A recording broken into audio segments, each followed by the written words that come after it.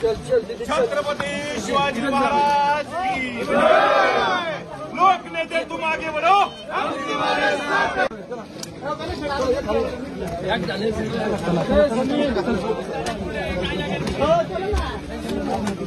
आपला मावळा चला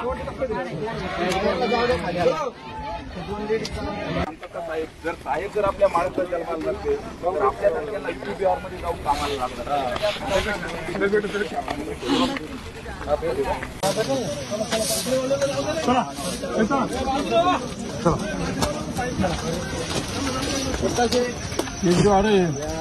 सरपंच आले का तुमच्याकडे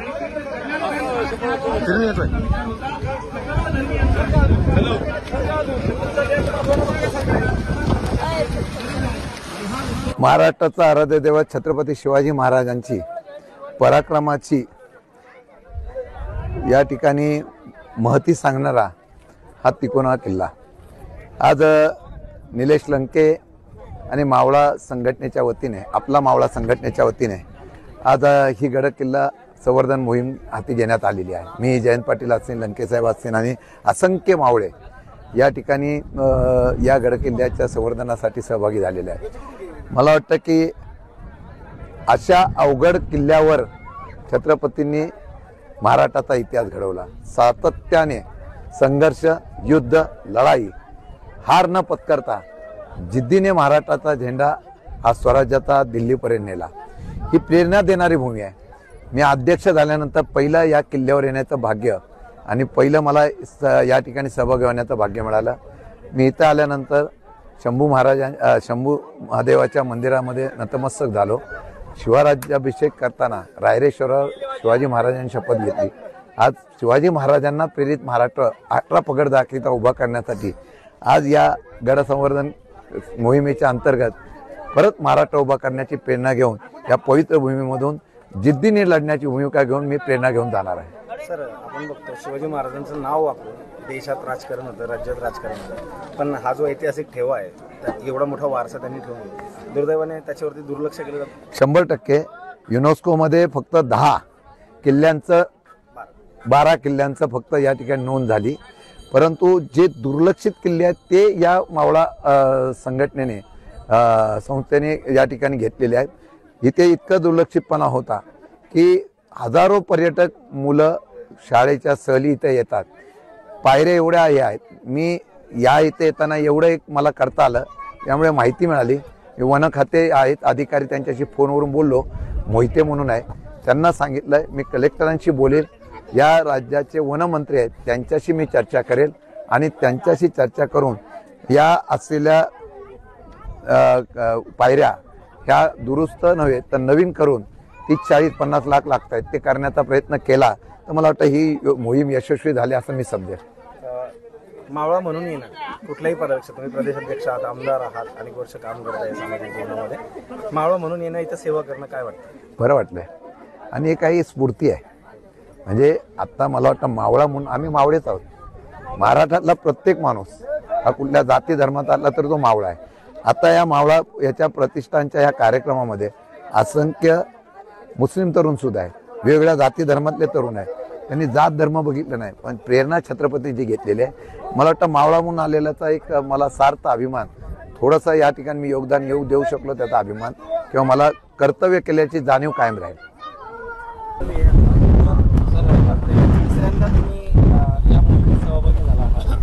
सर्व मावळे परापेक्षा मावळा जो पद आहे आपण अनेक वर्ष छत्रपती शिवाजी महाराजांच्या वेळेपासून मावळ्याला फार महत्त्व आहे आणि आज निलेश लंकेंच्या मोहिमेमध्ये सगळे मावळे सहभागी झालेले आहेत। प्रचंड मोठा प्रतिसाद त्यांना दिवसेंदिवस मिळतोय आणि छत्रपती शिवाजी महाराजांना अभिप्रेत असणारं सर्व धर्म समभाव घेऊन महाराष्ट्राच्या विकासासाठी, राज्याच्या विकासासाठी त्यांनी जो तेव्हा प्रयत्न केला त्याचं पुढचं पाऊल शाहू फुले आंबेडकरांनी टाकलं, त्याचीच ओढण्याचं काम, त्यालाच पुढे नेण्याचं काम या मोहिमेच्या द्वारे होते। खरं हिंदुत्व लोकांना समजावून सांगणं हे कृतीतून या ठिकाणी निलेश लंके आणि त्यांचे सहकारी करतात। ज्या पद्धतीने देशात आणि राज्यामध्ये शिवाजी महाराजांच्या नावाने राजकारण होतं, पण त्यांचा जो ठेवा, या ठेव्याकडे पाहिजे तसं लक्ष दिलं गेलेलं नाही? आत्तापर्यंत लक्ष दिलं गेलेलं नव्हतं. युनेस्कोने 12 किल्ले या युनेस्कोच्या याच्यात जाहीर हेरिटेज म्हणून जाहीर केले. आता अपेक्षा आहे की तिथं खरंच संवर्धन होईल. फक्त प्रश्न असा असतो की युनेस्कोमध्ये आल्यानंतर की त्या किल्ल्यांवरचा दगड इकडचा इकडे करणं हे शक्य होणार नाही.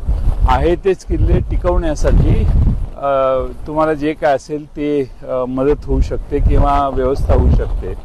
प्रश्न एवढाच आहे की आमचे सगळे छत्रपती शिवाजी महाराजांच्या वेळेपासूनचे किल्ले आहेत, त्यातल्या अनेक ठिकाणी डागडुजीची गरज आहे.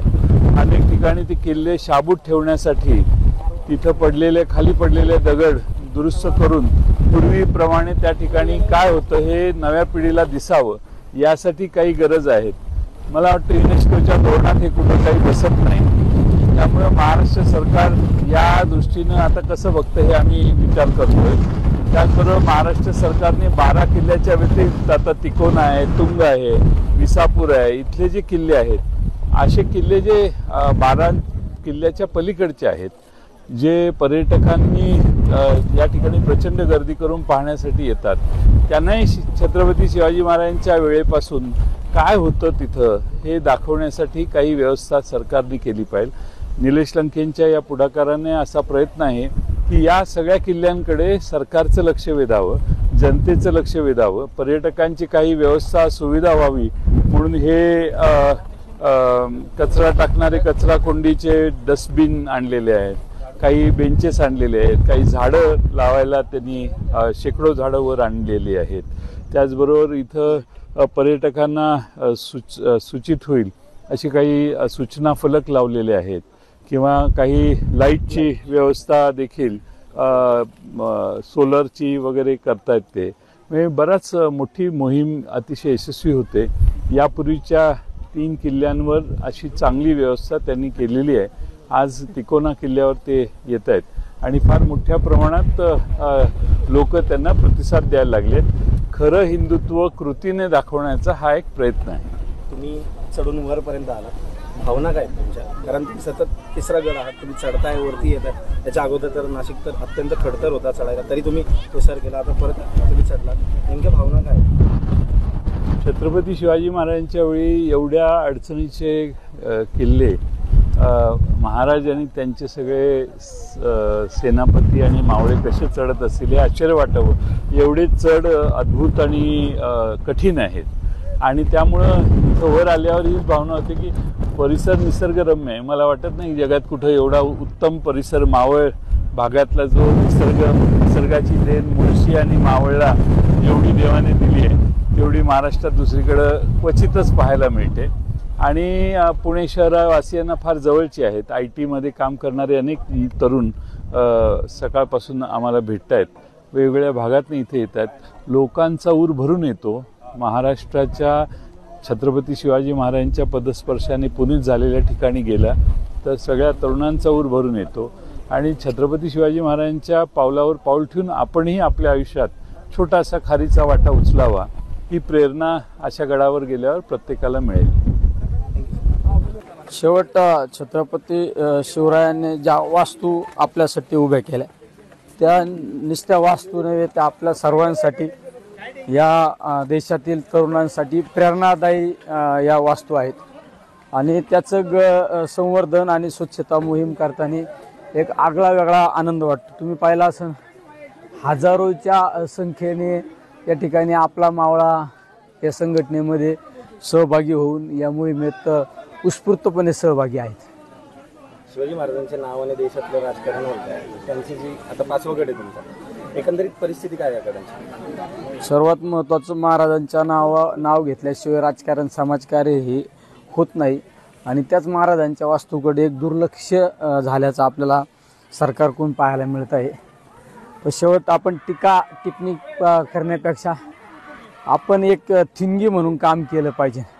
शेवट आपण नुसते विरोधकाची भूमिका बजावून सरकारने हे केलं पाहिजे ते केलं पाहिजे ही मांडणी करत असताना आपण सुद्धा आपलं कर्तव्य पार पाडलं पाहिजे. ह्या भूमिकेतून आम्ही या ठिकाणी ही मोहीम सुरू केलेली आहे आणि त्याचा आजचा हा 5वा गड आहे. तुमचं मोहिमेचं स्वरूप काय असतं नेमका?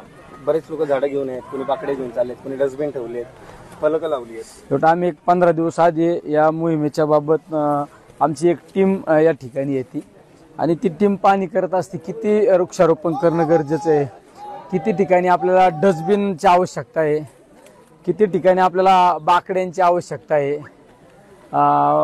वेगवेगळे अजून तुमचे स्वच्छतेचे फलक किती ठिकाणी लावणं आवश्यक आहे. एखादं मंदिर असेल त्या मंदिराची काय दुरुस्ती करणं अपेक्षित आहे का, कलर देणं अपेक्षित आहे का, इलेक्ट्रिकचं काही भागामध्ये काम आहे का, ही सगळी एक टीम ती पाहणी करत असते आणि त्यानंतर आम्ही या सगळ्या वस्तू स्वरूपात या ठिकाणी घेऊन त्या पद्धतीने काम करत असतो. हा कार्यक्रम नेमका राजकीय आहे की सामाजिक आहे असा प्रश्न आहे, कारण आजी माझी 2 प्रदेशाध्यक्ष आहेत. हा कार्यक्रम हा एक सामाजिक उपक्रम आणि आपला मावळा या संघटनेच्या माध्यमातून आम्ही करत असतो. यामध्ये कुठलं पक्ष नाही, कुठली पार्टी नाही, अनेक लोक यामध्ये सहभागी होत असतात. काही नोकरदार लोक सुद्धा सहभागी होत असतात. वेगवेगळ्या क्षेत्रातील अधिकारी सुद्धा या ठिकाणी यामध्ये सहभागी होत असतात. विशेष करून या आमच्या मोहिमेमध्ये प्रत्येक मोहिमेत ज्यांनी सहभाग दर्शवला असे आमचे पक्षाचे माजी प्रांताध्यक्ष जयंत पाटील साहेब हे प्रत्येक मोहिमेमध्ये सहभागी होत असतात आणि विशेष करून ते प्रत्येक मोहीम ही सर करून गडावर येत असतात. आजच्या मोहिमेमध्ये नवनिर्वाचित आमचे प्रांताध्यक्ष शशिकांत शिंदे साहेब सुद्धा उपस्थित आहे. शेवट ही भूमिका प्रत्येकाच्या लक्षात आल्यानंतर जास्तीत जास्त नेते मंडळी सुद्धा या मोहिमेमध्ये सहभाग घेत आहे. मावळा हा जो पद आहे खासदारकीचे पद आणि मावळा या पदामध्ये कुठला पद? शेवट आम्ही या ज्यावेळेस गडावर येत असतो मोहिमेमध्ये त्यावेळेस आम्ही कोण खासदार का कोण कुठला पदाधिकारी यापेक्षा आम्ही मावळा म्हणून या ठिकाणी येत असतो आणि मावळा म्हणून गडावर येण्यात जो आनंद आहे तो कशातच आनंद नाही. मोठी संख्या दिसते, महिला आहे, विविध समाजातली धर्मातली प्रांतातली लोक आहेत, लहान मुलं आहेत, मोठी महिला वर्ग आहे, एकंदरीत प्रतिसाद मिळत आहे कसं? सगळ्यात महत्त्वाचं छत्रपती शिवराय अखंड हिंदुस्थानामध्ये एकमेव असा राजा होऊन गेला. तो राजा 18 पगड जाती धर्मातील लोकांना बरोबर घेऊन चालणारा राजा होता.